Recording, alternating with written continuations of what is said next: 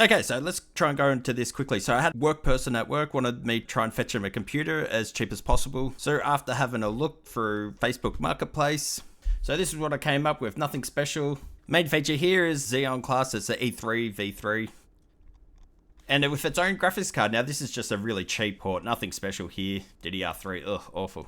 So in terms of what I could get on Facebook Marketplace, abracadabra, and poof, here it is.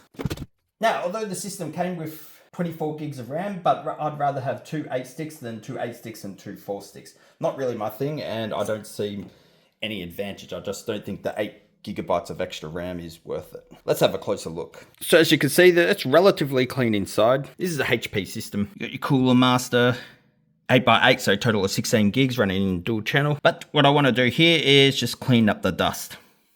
So I'm going to get the CPU cooler, take it off, apply some new thermal paste, redo some benchmarks. So I did have this at flat out and it was about 50 degrees, which is pretty good actually given the size of the cooler, and it is only a 4-core processor though, so maybe I could do better. I'd say that the CPU, whoever did the cooler, must have been done relatively recent. Pretty good spread, although it is a very cheap cooler. But I'm tipping that didn't come out of the factory like that. And we've got a little workstation graphics card. It's a 2 gig variant, not that exciting, but saves on having to rely on the CPU.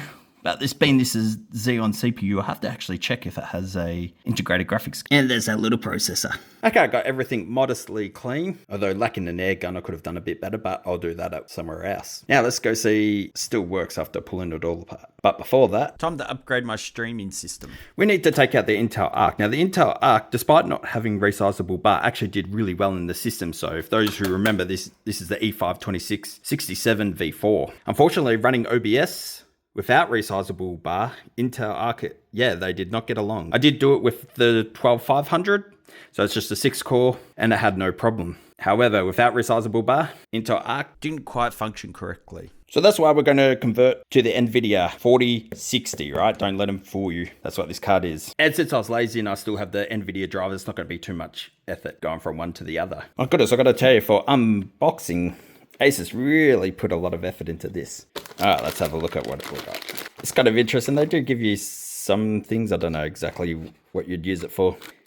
There's our power connector, and that looks like part of the bracket. Oh, the card itself is very light, so I'm probably just going to hold it up with zip ties anyway. There's the new 12-volt plug. I'm not a big fan of it. The reason why I didn't get a 4090 is because, well, essentially I don't want to be paying over $3,000 for a card that could potentially cause fire. And yes, I do know that you're meant to plug it in and yada, yada, yada. Oh, wow. There's a lot of peeling here. Nice and slowly try and enjoy it as much as possible. Anyway, let's put this in the system. Here's a bit of a size comparison between the A770 and the 4060. Okay, it is a little bit difficult to install a card while filming, but I'm going to attempt it anyway. The only thing that's got me a little bit disturbed, although this card's not going to heat up that much, but it is a very light, so that means I didn't go to that much effort with the cooler. It's not like super overkill. Anyway, let's take that off and let's get this into the system. Now, if I appear clumsy while installing it, it's because I'm looking at the screen. So this system is going to be mainly my recording, streaming, and backup video editor. As you can see, it's in there now. For the next challenge,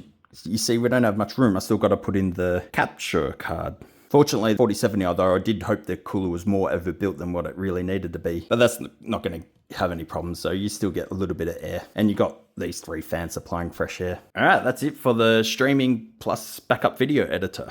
Now to the budget HP computer. Now let's see how it did. So under Cinebench, I got a maximum of 55 degrees on the CPU with a power draw of 55 watts. Cinebench score, nothing special, so it's not terrible. As for the hard drive, yeah, not bad. So about the system, this is all that it comes down to. Would I have paid a little bit more to maybe have a stable Windows 11 platform? Yes, I definitely would have, but Windows 10 has got a little bit of life left in it anyway. So in terms of what this bad boy can do, we are done. Just as the gag wheel at the end, this is my proof of concept video editor. Nothing special in here, actually. It's just a 12900KS with the Intel Arc A770. And for the little bit of video editing that I've done, this has done actually a really good job. So if you want to see more of this, so I do have a server that's going in the other side of this, be sure to subscribe. Project Smith Tech signing out. Peace.